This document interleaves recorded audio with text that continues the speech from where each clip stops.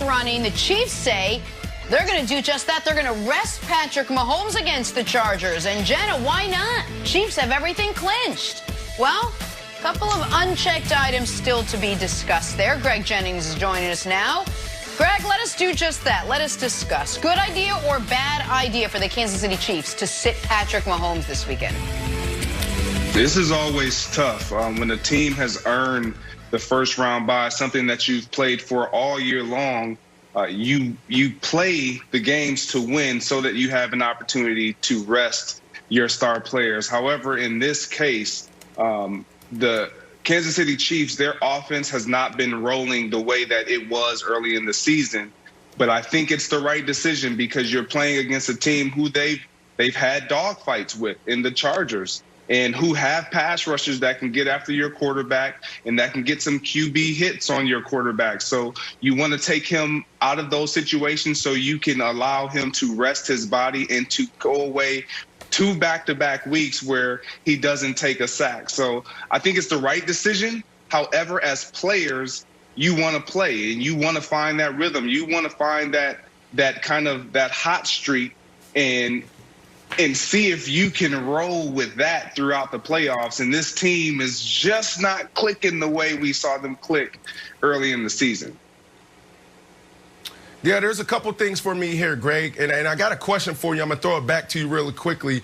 The first thing I think about is how tough 2020 has been, and you've been calling a couple games, and you've been closer to these guys and these teams more than we have. So when I think about the COVID-19 protocols and how different football is this year, how we approach practice, how we approach games, how we approach travel, I can only imagine the amount of stress and tension that's on these players mentally and physically every single day. It's already tough, you know, outside of COVID-19 and being in the middle of a global pandemic when you think about the pressure on athletes and coaches to perform at a high level every single day. So I think about this is an opportunity for them to take a deep breath, rest up mentally more than physically, and go into the postseason just recovered, refreshed, and playing lights out. So that's the first thing I think about. But my question for you is this, because you played with Aaron Rodgers, you won a Super Bowl, I remember tracking you and you had 10 touchdowns, another 10 touchdowns,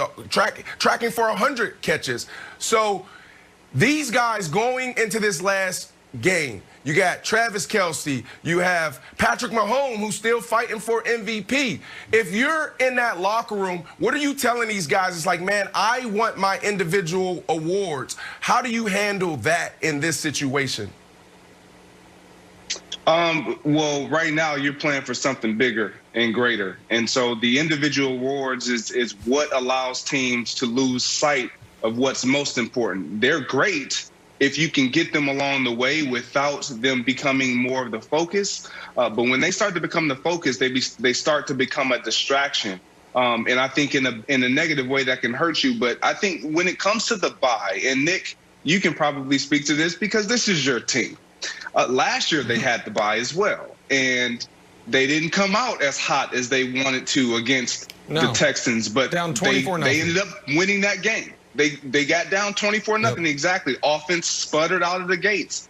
I just don't think with the field being the way that it is this year that they can sputter out of the gates. Now, they can come back against anyone. We've seen that. But these teams are a little different this year, and I don't think that's a comfortable feeling. So I have a different uncomfortable feeling. And I'm glad Greg Jennings is here because I'm going to reveal something to the audience. And can we put Greg side by side because I'm going to throw it back to him. Because I'm going to reveal, you know, a moment of honesty to the audience. And this is genuine. That's nice. A deep fear of mine. A deep fear of mine has to do with, and Greg knows what I'm going to say, the similarities between his 2011 Packers and the 2020 Chiefs. In 2010, the Green Bay Packers had a quarterback in his second year or third year as a full-time starter, win the Super Bowl, and the next year basically be unanimously accepted as, oh, this is the most talented quarterback we've maybe ever seen. They went 15-1 Week 17, they rested their quarterback. They also rested Greg, but Greg, if I remember correctly, you missed the final few weeks of that season with a nagging injury to be ready for the playoffs, so you had rested a few weeks. And then you rest Week 17, Rodgers, by the first week of the playoffs, and then a guy who had one of the greatest seasons any quarterback's ever had did not look like himself in that playoff game, and Tom Coughlin's purple face and the Giants beat you guys. And there is legitimate part of my brain that's like, man, the Chiefs won the Super Bowl last year. They're saying Mahomes is the most talented quarterback ever. They're going to go 15-1.